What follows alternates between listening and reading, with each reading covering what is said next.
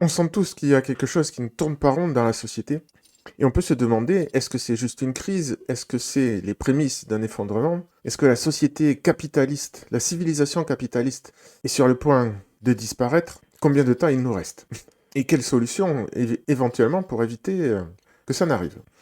Alors ici, nous avons une discussion entre Luke Kemp à gauche et Nate Hagens à droite, qui sont tous les deux chercheurs précisément dans ce domaine qui s'appelle la collapsologie, dont on a quelques représentants en France. On a eu, c'est pas un chercheur à une époque, Piero San Giorgio, qui a monté un business de survivalisme, et puis il y a le fameux Pablo Servigne.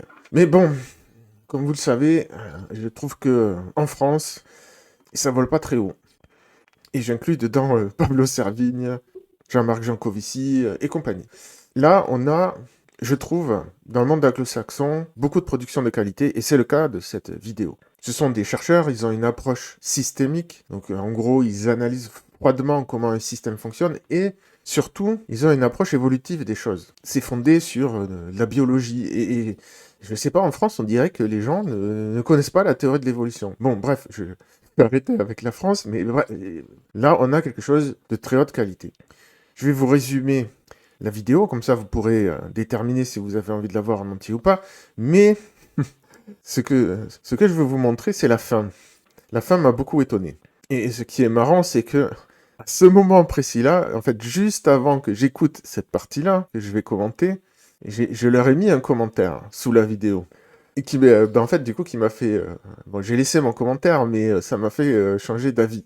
Donc, je vous le lirai après. Là, c'est un petit peu tôt, vous n'allez pas comprendre de quoi ça cause. Mais à la fin, je me suis dit, oui, bon, ok, mais est-ce que vous ne tombez pas dans les pièges que vous dénoncez? Et précisément, la fin, en fait, ils arrivent sur un gros désaccord, tous les deux, là. Alors que tout du long, c'était, oui, c'est génial ce que tu dis, je pense la même chose, on est trop potes. Mais là, à la fin, il y a un vrai désaccord. Et je ne vais pas le trancher, hein, je vous le dis d'emblée, je vais le commenter, mais on est face à un dilemme moral très difficile. Alors, je sais que il y a beaucoup de gens qui auront une opinion tranchée là-dessus. C'est pas mon cas. Donc, je vous explique. D'abord, je résume vite fait, et ensuite, je vous explique le dilemme, et puis après, je vais mettre euh, la séquence, et on va commenter ça, on va examiner ça, parce que franchement, ça vaut le coup. En gros, la question c'est, faut-il travailler pour des pétroliers, des traders de la finance, dans les structures de pouvoir? Et ils sont pas d'accord. Et ça m'a beaucoup étonné de la part de Nate Hagens, et grand respect à lui du coup, parce que bon, la position de Luke Kemp est plus moraliste et malheureusement très répandue chez les chercheurs. Et c'est quelque chose que je vais critiquer. Donc lui, Luc Kemp, il a passé 7 ans à écrire ce livre-là, que vous voyez derrière, Goliath Curse, La malédiction de Goliath. Extrêmement intéressant, et personnellement, ça me fait réviser un petit peu mon jugement quand même, hein, sur... euh, j'en ai déjà parlé sur la chaîne, sur la question des inégalités. Il a étudié plusieurs centaines de sociétés pour voir s'il y avait des patterns dans l'effondrement de ces sociétés. Et il s'est rendu compte que, en fait, oui, il y a un pattern qui revient, c'est la course au pouvoir. C'est ce qu'il appelle la malédiction de Goliath. C'est que dans certaines conditions qu'il définit précisément, c'est-à-dire quand il y a des ressources que l'on peut piller, alors il y a d'une part du pillage et d'autre part de l'armement qui se développe et une course à l'armement et une société qui s'organise autour de ça, qui crée, qui peut aller jusqu'à créer des empires, comme Rome par exemple. Donc il dit en gros que ça fonctionne, mais que c'est temporaire et que c'est destiné à échouer dès le départ. L'analyse qu'ils font tous les deux est vraiment super intéressante sur les mécanismes du pouvoir et en fait la quête de statut des humains. Alors il parle pas mal de la triade sombre, je crois que c'est comme ça qu'on traduit en français, Dark Triade, les traits de personnalité des psychopathes qui recherchent le pouvoir. Et donc qui sont au cœur de cette malédiction de Goliath et qui sont favorisés par les systèmes de course au pouvoir. Et vous avez compris évidemment que, selon lui, la civilisation actuelle est précisément un Goliath. Un Goliath qui risque de devenir, d'après ses analyses, un Goliath de silicone, donc un Goliath qui va contrôler les populations avec la technologie numérique d'une manière qu'on n'a jamais vue avant. Et là-dessus, je le rejoins complètement, hein. Pour moi, c'est le plus gros risque actuellement. Ce qui m'a le plus étonné, c'est que, d'après lui, nous ne sommes pas encore en phase d'effondrement. On s'en rapproche. Il a analysé les symptômes, ou du moins les signaux faibles qui annoncent qu'on serait au bord d'un effondrement, et selon lui, on n'y est pas encore tout à fait. On s'en rapproche. Donc ça m'a étonné parce que, de mon point de vue, en tout cas, la France est déjà effondrée. Quand vous regardez la France de maintenant et la France d'il y a 20 ans, on est déjà dans l'effondrement. On a les gens qui meurent dans les urgences des hôpitaux. Vous regardez, en l'an 2000, on avait le Concorde, on avait le TGV, alors que maintenant on est complètement désindustrialisé. Bon, bref, il y a la criminalité qui augmente, c'est une catastrophe. Bon, lui, il parle à l'échelle mondiale, ça serait pas le cas. Ça m'a un peu étonné, et du coup, ça m'a un peu rassuré aussi, parce que des fois, je me dis, il nous reste combien de temps? Est-ce que ça se compte en mois, en années? Bon, visiblement, il y a peut-être un peu plus de marge que je ne le pensais. Mais d'après ses analyses à lui, historiques, hein, sur les précédents historiques. C'est un peu plus solide que mes intuitions personnelles. Donc ils en arrivent à la fin, donc Nate Hagens lui demande, mais alors, qu'est-ce qu'on peut faire? C'est là où ça devient assez croustillant, vous allez voir, parce qu'ils sont pas d'accord. Je mets les sous-titres parce que je vais pas tout traduire en temps réel. Là, les extraits, ça va être un petit peu pour quelques minutes. Donc, vous lisez les sous-titres et sinon, j'espère que vous comprenez l'anglais. It's been just a tour de force of overview of things that rhyme with the core tenets of this podcast. It seems what I'm hearing from you, like any hope of meaningful reform, is mostly in the hands of those with the most power in the system, like kind of a catch-22. What can an average person who's listening or viewing this program do to make a difference, or at least directionally, with the themes that you're unpacking? Donc la question qu'il pose, c'est, a priori, les puissants sont pris dans un cercle vicieux. Le catch-22, c'est un cercle vicieux. C'est-à-dire qu'ils ne sont pas en position de réformer les choses, parce qu'ils perdraient leur propre position dans le jeu. Donc historiquement, ça ne s'est pas produit. Donc la question c'est, qu'est-ce que les gens normaux peuvent faire? Est-ce qu'ils peuvent faire quelque chose? C'est là où la réponse va être clivante, vous allez voir. I'll start with the phrase that it seems to have the most resonance with people, which is "don't be a dick." Voilà. Soyez pas des abrutis. Bon, ça se traduit pas très bien en français. Vous soyez pas des trous du cul.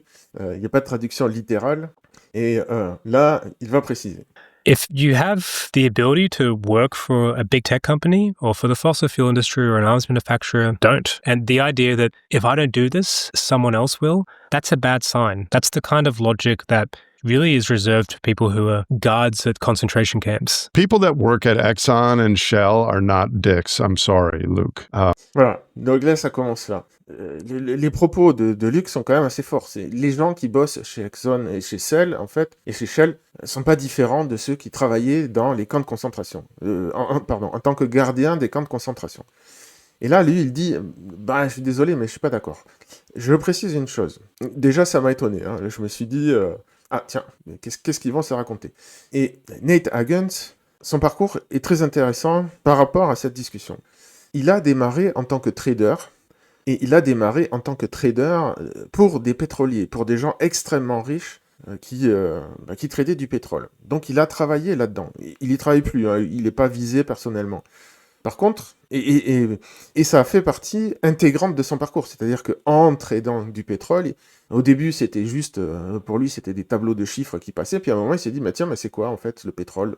Il a pris le temps de s'arrêter là-dessus, et c'est là en fait qu'il a commencé à se dire, en fait c'est de l'énergie, et l'énergie permet de faire du travail, et un baril de pétrole, ça permet de faire l'équivalent de travail alors j'ai plus les chiffres en tête, mais de 10 000 personnes humaines pendant une journée, ou c'est même plus que ça, je sais plus, c'est un truc, c'est gigantesque. C'est quand Jancovici il dit on est tous Iron Man grâce au pétrole. Bon voilà, en fait ça vient de gens, Jancovici il tient ça de gens, alors peut-être pas de lui, peut-être pas de Nate Hagens, mais de gens comme lui, parce que ça vient de la sphère anglophone. C'est une métaphore à la base. Bref, donc son parcours c'est ça. Et puis donc il s'est dit mais qu'est-ce que c'est ces histoires de pétrole? Et après il est parti sur l'environnementalisme, l'écologie et la question de de la soutenabilité de ce système. Parce qu'à un moment donné, il est passé aussi par la case pic pétrolier. On n'aura pas assez de ressources pour continuer la civilisation. Donc il est possible qu'il connaisse des gens qui travaillent toujours dans ce domaine. Peut-être qu'il est biaisé dans ce sens-là. Je le précise au cas où. Mais je ne sais pas. Et dans tous les cas, je suis d'accord avec son argument en fait. Donc on va écouter. There are people like you and I have friends that work there, and I have friends that work at Apple and Google and Home Depot and Walmart. And I think we'll have to disagree there. Like, Oui, voilà, donc il dit j'ai des amis qui travaillent là-bas. Et donc, Luc lui répond on va devoir acter de notre désaccord. Mais ça continue et je trouve que c'est vraiment un débat de société que l'on devrait avoir. C'est pour ça que je mets cet extrait. Parce que là, on est vraiment dans la question de fond et en plus, ces deux personnes de qualité, d'extrême qualité, c'est des gens c'est des intellectuels qui réfléchissent à ces questions, qui sont des défenseurs de la vérité, mais aussi d'une forme de bonté, de bienveillance. Et c'est très rare, en fait, qu'il y ait quelqu'un comme Nate Hagens qui soit en désaccord sur ce point. C'est extrêmement rare. J'ai été super étonné, parce que dans ces milieux-là, ce sont tous des gens politiquement de gauche, donc tous avec un certain background moral sur ce qu'on doit faire, pour qui il faut voter et tout ça. Et là, c'est très très étonnant qu'il s'oppose à ce point-là. C'est, de ce que j'ai vu de lui, un des très très rares parmi les chercheurs, et notamment sur ces histoires d'écologie, de collapse et tout ça, qui a l'air d'être neutre politiquement. C'est le seul que, quand il critique quelque chose, il le critique autant à droite qu'à gauche, notamment sur les régimes autoritaires. Je l'ai entendu dire aussi à un moment donné, oui, les régimes autoritaires, on croyait que c'était un truc de droite, mais c'est aussi un truc de gauche. Et je pourrais quasiment faire une conférence sur ce sujet, tellement la sociologie est partie en couille complètement sur ces questions d'autoritarisme, parce qu'elle a qualifié ça de droite, alors que ça existe aussi à gauche.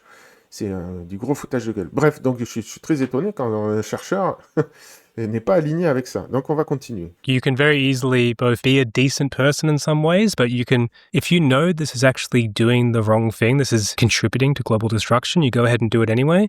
You can find ways of justifying that, but to be frank, we should start calling people out for this. I don't think you're actually going to have a large-scale change in human behavior if we let people off the hook by, yes, sure, you can work at Exxon, you still seem like a nice bloke, you can work at OpenAI, you can work as a lobbyist. The raw, brutal fact here is you're contributing to global destruction in a pretty direct way, and we shouldn't, as a society, tolerate that. So are we by flying and using the electricity to make this podcast.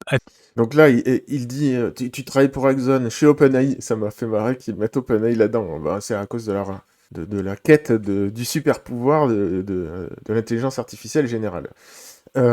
Mais donc là, Nate, il lui répond, bah oui, mais d'accord, mais nous aussi, on participe et on utilise ce système. En ce moment même, en faisant ce podcast, il n'y aurait pas eu Internet s'il n'y avait pas eu la course au pouvoir. Toutes ces recherches, il n'aurait pas pu les faire s'il n'y avait pas eu cette course au pouvoir. Et il dit, on utilise les avions et tout. Souvent, les chercheurs, ils les utilisent pour aller à des conférences. Donc, et en plus, moi, je rajoute, il y a aussi une compétition de statut entre les chercheurs. Hein. Ils critiquent la compétition de statut entre Elon Musk, Jeff Bezos et tout ça. Mais en fait, il y a exactement la même compétition chez eux. Hein.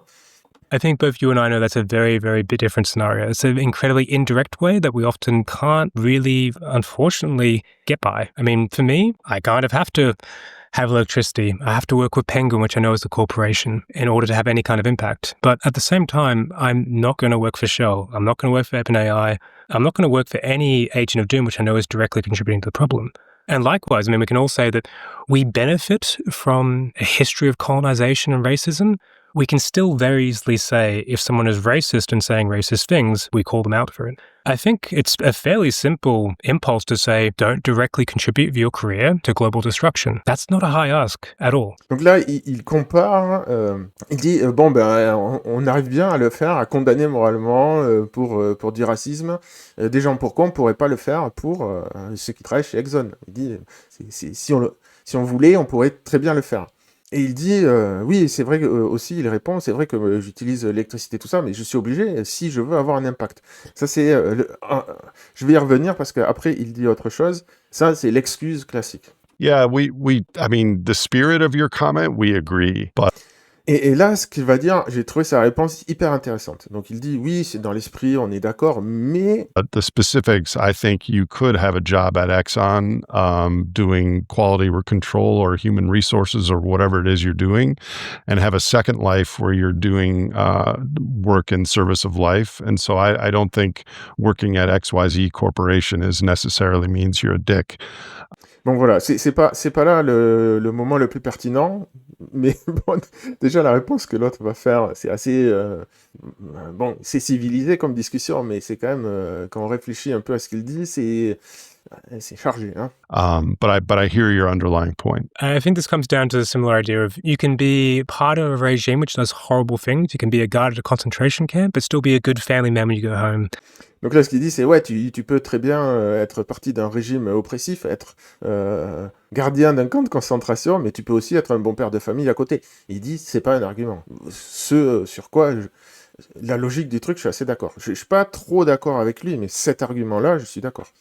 I'm sorry, but to me, the former kind of overrules the latter. And if we really think the collapse and the death of potential millions or billions of people in the future is a genuine possibility, it seems kind of weird to say, no, don't worry, you being a good father, brother, sister, mother, colleague, etc., that outweighs the damage you're doing in your job. Donc là, il dit, ouais, mais non, en fait, étant donné que potentiellement derrière, il y a des millions de morts, on peut pas dire, ouais, ça compense le fait que tu sois un bon père de famille et que, je sais pas moi, tu t'occupes des malades de ta communauté. C'est là où Neta Guns va avoir des arguments beaucoup plus impactants, je trouve. Sorry, but it doesn't. Well, that's not what I'm saying, but if Exxon and Shell disappeared tomorrow because everyone didn't want to be a dick, we would have a collapse and the death of millions or billions. Bon, voilà, alors là, cet argument, déjà, il est énorme, il va en proposer un autre après, il dit, ouais, ok, alors, jouons le jeu, hein. Tout le monde se barre de Exxon, Shell, Total et compagnie. Mais il dit, bah du coup, on aurait un effondrement civilisationnel, là, direct demain matin, qui causerait de la mort de millions ou de milliards. Alors ça, c'est vraiment... Vous pouvez pas savoir le plaisir que ça me fait d'entendre cet argument, parce que moi-même, le nombre de fois où j'ai écouté des débats, et où je me suis dit, oui, mais t'es bien gentil avec ta décroissance et tout ça, mais si on applique ton truc, là, il n'y a même pas besoin d'attendre, les millions de morts, on les a demain. C'est pas des millions hypothétiques si ça s'effondre à cause de l'accumulation du pouvoir, c'est des millions demain directs qui sont sûrs, qui vont mourir. Donc, pour une fois, quelqu'un a avancé cet argument. Et oui, je précise une chose que j'ai oublié de dire tout à l'heure, sur son livre, Goliath Curse. Je vous ai dit, ça m'a fait évoluer. Pas que lui, mais le professeur Xiang aussi, Predictive History, les deux là, ils m'ont fait réaliser une chose que je n'avais pas bien compris avant. Je vous ai expliqué sur les inégalités que, oui, bon, pour moi, ça dépend un peu de la tolérance de la société aux inégalités. Mais il y a quelque chose que je n'avais pas complètement compris et qui maintenant est devenu clair. C'est que le problème des inégalités, mais attention, je précise, hein, il y a le même problème dans l'autre sens. Donc je vais expliquer après. Mais le problème des inégalités, c'est qu'elles ont tendance, à partir d'un certain moment, à s'auto-amplifier. C'est-à-dire que les inégalités provoquent un cercle vicieux. Ceux qui ont plus de pouvoir ont plus de moyens d'obtenir plus de pouvoir. C'est le fameux argument que je vous ai présenté plusieurs fois. Quand on joue à un jeu, petit à petit, on acquiert la possibilité de tricher et puis ensuite de modifier les règles du jeu. Donc le pouvoir amène le pouvoir, en fait. Et à partir d'un moment, le truc peut s'emballer. Et c'est exactement de ça, c'est la thèse en fait de la malédiction de Goliath, c'est qu'il dit les sociétés qui sont fondées sur la recherche de pouvoir au départ finissent par s'emballer inévitablement dans une crise d'inégalité. Donc quand je lis, en fait j'ai pas lu mais je l'ai chez moi le bouquin de Piketty, j'avais pas réussi à le lire, mais le discours sur les inégalités m'a toujours un peu hérissé les poils, parce que il n'y a pas, au départ, dans ces discours-là, il n'y a pas la différence entre les inégalités justes et injustes, dont j'ai parlé dans les vidéos précédentes. Donc je me disais, mais de quoi il parle ? Mais par contre, le fait que les inégalités aient tendance à s'emballer, alors ça, je ne l'avais pas identifié, ce mécanisme-là, donc c'est un mécanisme systémique, une boucle de rétroaction positive, on dit, positive dans le sens où ça s'auto-alimente, hein, pas dans le sens où c'est positif moralement, et donc c'est un vrai problème. Autant que l'égalitarisme peut être un problème, hein. On peut avoir une boucle d'égalitarisme qui nous amène au communisme et qui nous amène au goulag et aussi à une autre forme d'effondrement. Donc en fait, il faut rester dans ce qu'on appelle, les Anglais parlent de Goldilocks, le sweet spot, une zone optimale où il y a des inégalités justes et de l'égalité juste. Bref, donc cet argument avancé par Nate Higgins, il est ultra pertinent. Et il y a un deuxième argument qu'il va avancer maintenant. But the thing is, no one's asking that. Like, everyone's Yeah. asking for slow decarbonization. This is actually the kind of arguments they use. I don't think we should be perpetuating that. Like, yes, Donc lui, il dit, oui, nous, on veut juste une décarbonation douce, machin. Mais en fait, ça, c'est du flan. C'est du mythos écologique. Ça n'existe pas, son histoire. Parce que les autres énergies, le solaire, les éoliennes et compagnie, en fait, ça ne permet pas... En fait, elles sont beaucoup plus coûteuses, beaucoup moins sûres, etc., etc. Et elles sont tout aussi polluantes. Et de toute manière, les gens, il faut qu'ils se chauffent l'hiver. Hein. On peut pas juste se dire on va tous réduire nos besoins. Oui, certains, ils peuvent les réduire plus que d'autres, mais il y a quand même des besoins de base. Bon, bref, je digresse, mais je remets. yes, we have fossil fuels right now today, but the key thing is we do have alternatives. We may disagree on how viable those alternatives are for the current. Voilà, bon, il reconnaît, on a des alternatives, nous pouvons être désaccords sur la viabilité de ces alternatives. C'est exactement ce que je viens de vous dire. Hein. Il y a des gros débats dessus, hein. Vous n'êtes pas obligé d'être d'accord avec moi, évidemment, mais moi je vous dis qu'il y a des gros débats sur est-ce qu'on peut véritablement se passer du pétrole. Et de mon point de vue, là je suis aligné avec Janco, on peut réduire le pétrole si on augmente fortement le nucléaire. C'est la seule option. Et les trucs solaires et tout, quand on regarde les surfaces qu'il faut de solaire et de terres rares et de batteries et tout, non, c'est pas soutenable. Current level of global energy consumption. But Shell, BP, and others have done everything in their power to cloud the public discussion, to sow disinformation and doubt about the climate science, and to basically extend their profits. I don't think we should be letting them off the hook by saying, but we kind of need fossil fuels right now.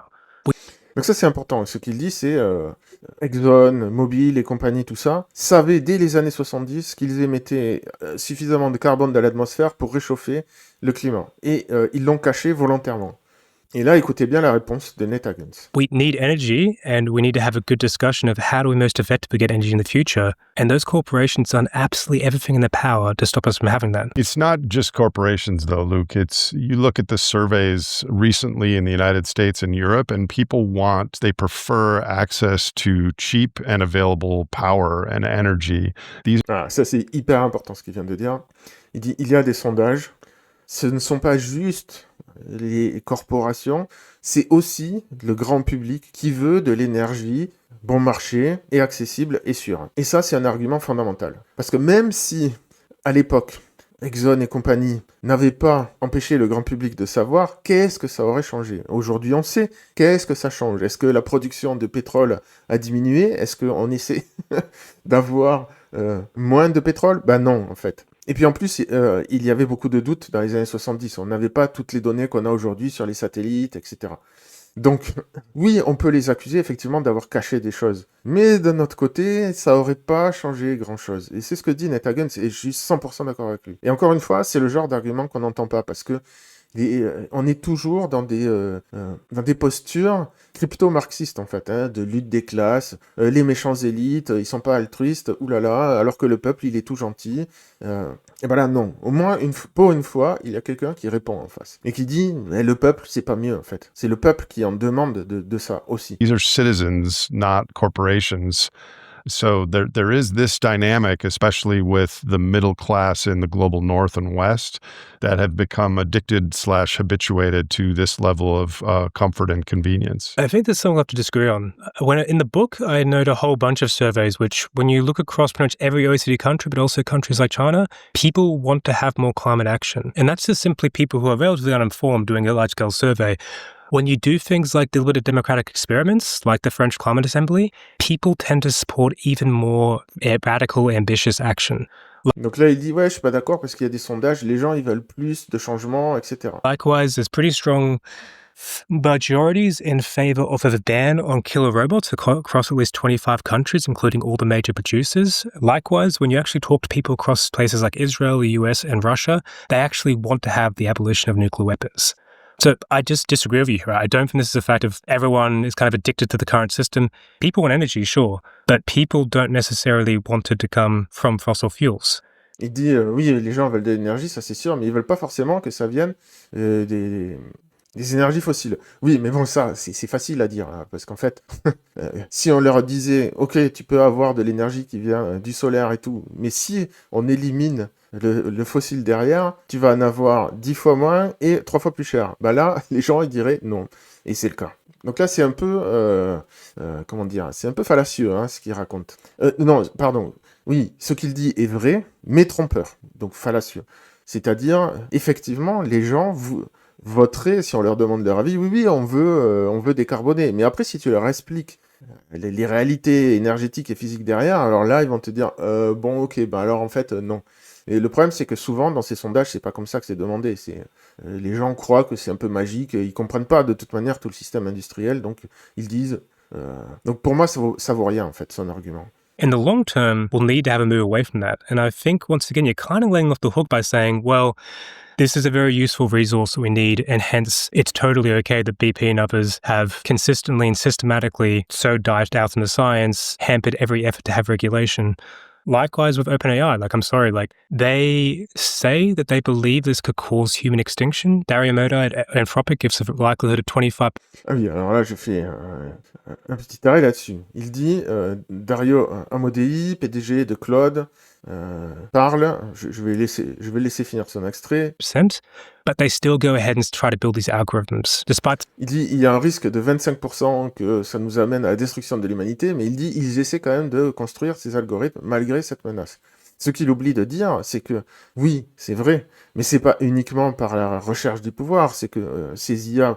Il croit, c'est pas mon cas, hein, pas tant que ça, il croit qu'effectivement il y a une menace de destruction de la société. Mais il croit aussi, ils y croient plus, que ça va nous apporter beaucoup plus de bienfaits. C'est pour ça qu'ils le poursuivent. Bien sûr qu'il y a je veux rentrer dans l'histoire en étant celui qui a créé l'intelligence artificielle générale. Bien sûr qu'il y a des questions de pouvoir et d'argent derrière. Mais il y a aussi le fait de créer une technologie qui va résoudre tous les autres problèmes. C'est la corne d'abondance. Donc ça, il oublie de le dire. Il est biaisé, là. That's fact. Once again, the emerging evidence here is when you actually do large-scale surveys, people actually don't want to try to build AGI. So I think we have very different images here of human nature and what people actually want. No, I completely agree with you on the AGI. It's just the recent surveys in the United States, at least, on people voting, both left and right, and I could put them in the show notes, show a distinct all of the above preference for energy. And I think this has resulted in what's happening in Europe as well, with the preference for energy security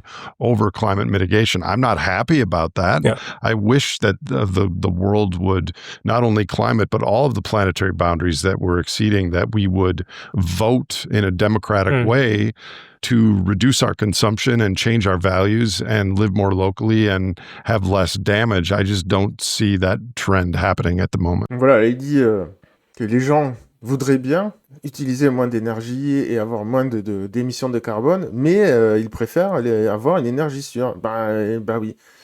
I think, so I'd have to look at the exact surveys. I haven't come across them, but there's a difference between wanting more reliable energy and saying that you want to have fossil fuels in the long term. Let me just double click on that. When I talk about the importance of fossil energy, it's to the current complexity and brittleness of our current system. And I personally think that the energy transition is far less about what kind of renewable energy and battery or combination on the actual physical supply. And it's much more about our relationship to energy and consumption. The average American uses 100 times more calories exosomatically than our bodies need. And it's our relationship to ourselves and our relationship to nature. And that comes down to values. So my question to you is, if we had a massive shift in values of the type that you and I espouse, how does that fit into the dominance hierarchy structure? What do you think about that? Donc là, ce qu'il dit, c'est vraiment très intéressant comme argument. Pour lui, c'est pas tellement une histoire de pétrole ou de charbon ou de gaz, c'est plutôt une histoire de ce que les gens font de cette énergie derrière. Et il propose, et si il y avait un changement de valeur derrière, c'est-à-dire que les gens d'eux-mêmes décident de moins consommer, en fait. Hein, c'est ça qu'il dit, d'être moins dans la course à l'énergie. Est-ce que ça pourrait avoir un impact sur cette fameuse malédiction de Goliath et sur les structures hiérarchiques qui sont derrière? That is a fantastic point. Agreed. When you look at this from a long durée perspective, the average Ice Age hunter-gatherer captures around about 4,000 calories per day. The average European captures, I think, close to 230,000 calories per day. I think most of this comes down to, as mentioned, conspicuous consumption, that we both have systems that, of course, consume a huge amount of energy, and just simply living requires that as well. But a lot of what we purchase and consume ends up being acts of conspicuous consumption, ways of signaling status. And you, of course, see that amongst the richest of us. Elon Musk, Jeff Bezos, etc., there's no way they'll ever use $1 billion, let alone multiple billions of dollars. A lot of it ends up being... Bon, là, c'est pareil, là, je suis pas d'accord. Donc, il dit... Oui, c'est vrai que on consomme beaucoup d'énergie et il y a une grande partie de cette énergie qui est utilisée pour le statut, donc pour se faire valoir par rapport à ses proches. Et c'est vrai, mais là, il dit, en fait, il réduit ça aux riches, aux milliardaires. Il dit, je vois pas ce que Elon Musk va faire avec tous ces milliards. Bah, je vous le dis ce qu'il va faire, Elon Musk, avec tous ces milliards.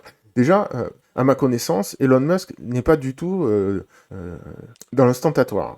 Il ne s'est pas acheté de villas immenses, il vit parfois dans ses propres usines, tellement il travaille, et sinon, il a une tiny house. Après, s'il a envie de faire une croisière en yacht, il peut le faire, mais c'est pas son cas. Tout cet argent, je vous l'ai expliqué, en fait, il l'utilise parce qu'il a un projet de créer une civilisation. Il ne crée pas une entreprise, il ne crée pas une industrie, il ne réforme pas une industrie, il crée une nouvelle civilisation. Donc tout cet argent, oui, on pourrait dire, qu'est-ce qu'il a besoin de créer une civilisation? Bon, mais de son point de vue, c'est précisément pour sortir du même piège que dénonce. Il s'y prend pas de la même manière. Après, vous pouvez juger ça, dire que c'est hypocrite de sa part, je ne sais quoi, mais les actes, ce qu'il dit et les actes sont cohérents entre eux. Autant que ces gens-là, ils font et disent des choses qui ont l'air cohérentes entre elles. Bon, pour moi, c'est pas tellement différent chez Elon Musk. Après, les autres milliardaires, oui, il y a en partie ça. Jeff Bezos, quand il s'est marié, enfin bref, ils dépensent des sommes folles et évidemment, c'est pour montrer leur statut par rapport à leurs collègues milliardaires. Donc ça existe. Mais par contre, ça existe chez tout le monde. Ce n'est pas spécifique aux milliardaires. Tout le monde fait ça. Absolument tout le monde. Et tout le monde veut améliorer son statut, y compris les pauvres. Donc pour moi, rejeter la faute sur les riches, ça ne tient pas. Ways of competing and, of course, getting more and more status. And that's why you have things like private yachts, jets, etc. I remember coming across one statistic recently of the top 1% having more emissions attributable to them than the bottom 66%. And this is in terms of wealth. Oui, donc là, il dit le top 1% émet autant d'émissions que le top 66%. Mais ce qu'il oublie de dire, c'est que les 66%, la plupart, pas tous, mais la plupart, ne demandent qu'une chose, c'est d'émettre plus, pas moins. Donc pourquoi demander aux riches d'émettre moins? Et tout le monde veut émettre plus par rapport à ses pairs, à ses compétiteurs directs, ses voisins, si vous voulez. Donc c'est là où moi, je comprends ce qu'il dit. C'est juste le focus uniquement sur les plus riches que je suis pas d'accord.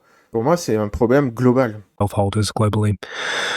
What does this mean in terms of values? I think while most of us do want to have some degree of cheap energy, if you actually went and surveyed the average Australian or Ethiopian or American, and you asked them, what do you want? They're probably going to come up with things like, I want to be able to own a house without having to work for 40 years.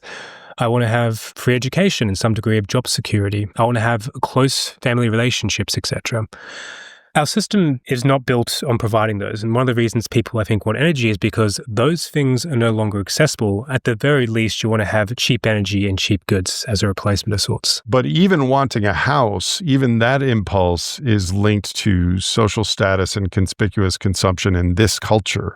Because... Et voilà. Bah, encore une fois, là, Nate Guns dit la même chose que moi. Il dit, mais même le fait de vouloir une maison, c'est lié à ces consommations ostentatoires, à cette compétition du statut social. Il dit on pourrait très bien vivre dans des grandes maisons, tous ensemble, et dépenser beaucoup moins. Et voilà, il a entièrement raison. Là, en fait, il ne l'assume pas, mais là, Luc Kemp, il a un raisonnement marxiste de lutte des classes. qui est faux. Because if Yeah. something else was socially approved, that 10 families lived in one residence and they had some great times together, then that would Yeah. become the new norm. And we don't have that. I mean, to have every human have their own house is probably going to be unsustainable. Je rajoute une chose, il dit ouais, ça serait super si on pouvait avoir des grandes maisons avec 10 familles dedans et tout le monde serait heureux dedans. Ouais, mais en fait, je sais pas comment ils vivent ces gens, mais dans la pratique, c'est pas comme ça que ça se passe. En fait, c'est les gens, c'est difficile en fait de vivre à plusieurs comme ça et de bien s'entendre. En fait, la tendance, c'est que les gens, souvent, peut-être que c'est une question d'époque, de culture, j'en sais rien, les gens ont souvent besoin de s'isoler en fait. S'ils veulent des maisons à eux, c'est pour être tranquille. C'est parce que non, c'est pas ça qu'ils veulent, en tout cas, quand ils le peuvent, de vivre entassés à 10 familles, les trucs qu'on voit dans les séries, peut-être, je sais pas où. En fait, ça fait pas rêver grand monde, hein, je pense. Parce que ça crée beaucoup de tensions, de conflits, et les gens veulent être tranquilles, souvent. Peut-être que je généralise mon cas, c'est possible. Mais je pense que c'est une grosse tendance qui existe. Et la preuve, c'est que c'est ce qui se passe. Dès que les gens ils peuvent avoir une maison à eux, souvent ils le font.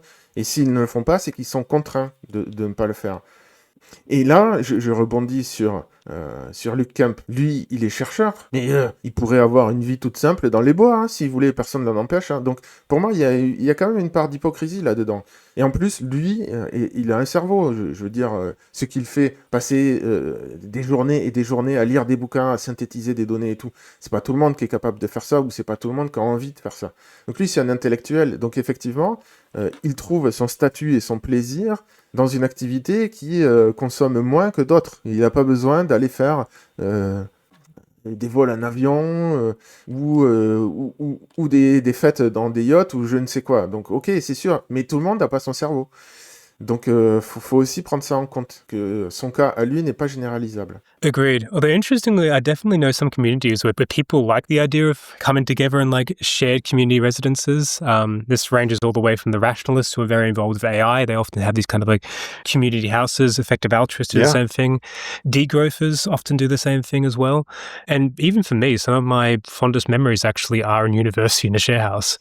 Yeah, I agree. I feel so. Et je me permets de vous faire remarquer que malgré un désaccord profond entre les deux et des échanges d'arguments assez âpres, si vous y réfléchissez bien, regardez, dès que il y a un point où ils sont d'accord, ils l'admettent immédiatement. Il n'y a pas d'ego. Et ça, je le signale parce que je trouve ça fabuleux. Dans la plupart des discussions, les gens, à partir du moment où ils sont partis à un moment donné pas d'accord, ils cherchent en permanence la moindre petite bête pour être de plus en plus en désaccord. Là, on voit que ce sont des gens qui cherchent la vérité. Et si la personne en face, elle donne un argument qui est valable, ils l'admettent. Vous voyez, il n'y a pas de côté je m'entête à démonter tout ce que tu dis. Donc ça, c'est vraiment appréciable, et ça, c'est vrai qu'on retrouve ça chez les intellectuels. En tout cas, les intellectuels anglo-saxons. En France, je le vois très très peu, ça. Story short, I think part of this comes back down to tapping into that embedded principle of least effort. That often what we want are pretty basic things. You know, you and I probably take more happiness out of having a stroll in the woods, having a good time with friends, including not with, large amounts of energy being consumed. Having a conversation like this. Voilà, donc là, il dit, les gens comme toi et moi, on prend beaucoup de plaisir à avoir juste une balade dans la forêt. Bon, bref, j'ai déjà répondu à cet argument. C'est que, oui, mais ça, c'est pas généralisable. Et il n'empêche que les gens, d'une manière générale, veulent de la sécurité. Donc, ils veulent plus que ce qu'ils ont, et ils veulent plus que le voisin aussi, parce que c'est des questions qui sont très profondes en nous. C'est-à-dire que... et d'ailleurs, il le dit lui-même, hein, dans le podcast, à un moment donné, il dit... Ceux qui ont un plus grand statut ont une meilleure vie, mais leurs enfants aussi. Ils se reproduisent plus eux, mais leurs enfants aussi réussissent mieux. Donc en fait, le fait de vouloir un meilleur statut, c'est juste pour transmettre ses gènes. Et si vous voulez plus transmettre vos gènes, vous avez compris, vous avez décidé de plus faire partie du jeu de la vie. Ça vous regarde, mais ça sera pas la majorité. Bon, je vais m'arrêter là, l'essentiel a été dit. Je vous ai donné mon opinion sur ces questions. Je pense que les deux avancent des arguments qui sont extrêmement pertinents, même si je suis moins d'accord avec Luke Kemp. Je trouve qu'il a quand même raison quand il dit être un bon père de famille à côté, ça justifie pas de travailler pour des entreprises qu'on désapprouve. Mais après, Bon voilà, je ne refais pas toute la discussion, mais c'est un vrai débat de société qui a été mené avec brio par ces deux chercheurs. Donc moi, évidemment, ça me fait apprécier encore plus Nate Hagens, parce que je sais d'où il vient, pic pétrolier, écologie, tout ça, je connais la mentalité de ces gens-là. Et le fait qu'ils proposent des contre-arguments et que ce soit une discussion aussi équilibrée, je trouvais que ça méritait d'être souligné et d'être partagé. Donc cette chaîne, Nate Hagens, pour ceux qui sont anglophones, je vous la recommande.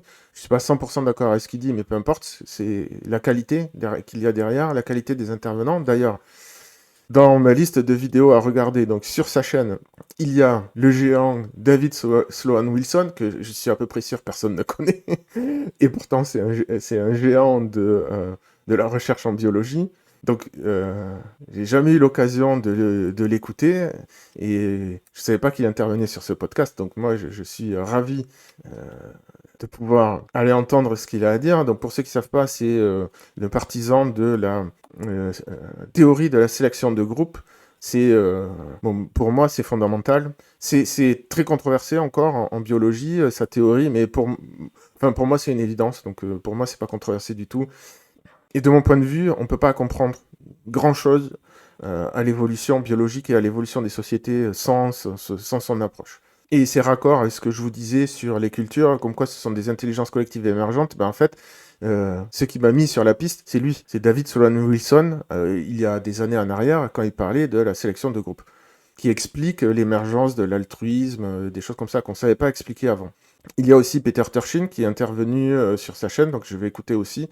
Donc voilà, il y a plein de pépites, et en plus, bon, je trouve que son approche est très très équilibrée.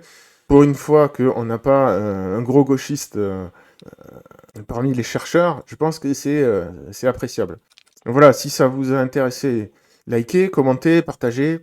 Si vous voulez plus de ce genre de contenu, ben abonnez-vous. Pour ceux qui ne me connaissent pas, je suis ancien directeur technique dans le web et féru de spiritualité, mais je m'intéresse du coup à réconcilier science et spiritualité et d'appliquer tout ça au domaine de la santé et dans l'analyse de la société. C'est pour ça que je m'intéresse à ce genre de podcast, parce que pour moi, la spiritualité déconnectée de la société, ça sert à rien.